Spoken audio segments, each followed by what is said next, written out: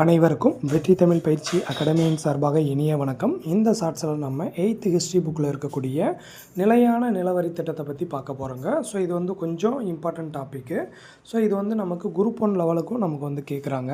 So நல்லா தெரிஞ்சுக்கோங்க. 1765 Robert Clive வந்து என்ன பண்ணுறாரு அப்படின்னா, ஓராண்டு நிலவரி திட்டத்தை வங்காளம், பீகார், ஒடிஷா இந்த பகுதியில் வந்து அறிமுகப்படுத்துகிறாரு. ஸோ தெரிஞ்சு வச்சுக்கோங்க. ஸோ அதுக்கப்புறம் வந்து வாரன் ஹாஸ்டிங்ஸ் பிரபு என்ன பண்ணுறாரு அப்படின்னா, அந்த ஓராண்டு நில வருவாய் திட்டத்தை 5 ஆண்டு நில வருவாய் திட்டமாக மாற்றுறாரு. திரும்ப 5 ஆண்டு திட்டத்தை வந்து என்ன பண்ணுறாரு, ஓராண்டு நிலவரி திட்டமாக மாற்றிடுறாரு. சரியாங்க. ஸோ அப்போ 5 ஆண்டுகளுக்கு மாற்றி மறுபடியும் ஓராண்டு திட்டமாக மாற்றியவர் யார் அப்படின்னு சொல்லி பார்த்தீங்க அப்படின்னா, வாரன் ஹாஸ்டிங்ஸ் பிரபு. அதுக்கப்புறம் வர்றவர் தான் காரன்வாலிஸ் பிரபு. காரன்வாலிஸ் பிரபு என்ன பண்ணுறாரு, அவர் தான் நிலையான நிலவரி திட்டத்தை 1793 கொண்டு வர்றாரு.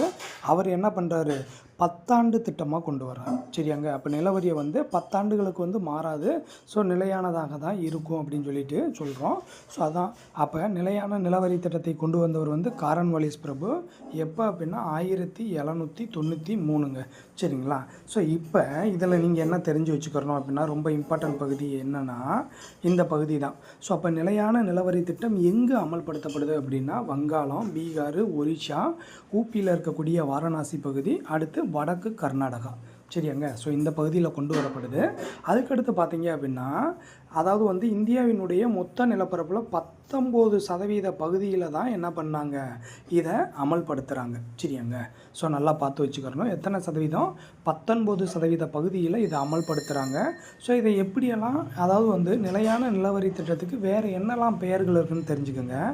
ஜமீன்தாரி முறை, ஜாகிர்தாரி முறை, மல்குஜாரி முறை, பிஸ்வேஸ்தாரி முறை அப்படின்னு பல பெயர்களால் இந்த நிலையான நிலவரி திட்டம் தான் அழைக்கப்படுது. சரியாங்க. ஸோ உங்கள்கிட்ட கேட்பாங்க, மிக முக்கியமான பகுதி, கொஞ்சம் நல்லா பார்த்து வச்சுக்கோங்க. டிஎன்பிசியில் கம்பல்சரி என்ன பண்ணுறாங்க அப்படின்னா, நிலையான நிலவரி திட்டம், மகள்வாரி திட்டம் இதெல்லாம் நமக்கு கேட்குறாங்க. ஸோ கொஞ்சம் நல்லா பார்த்து வச்சுக்கோங்க.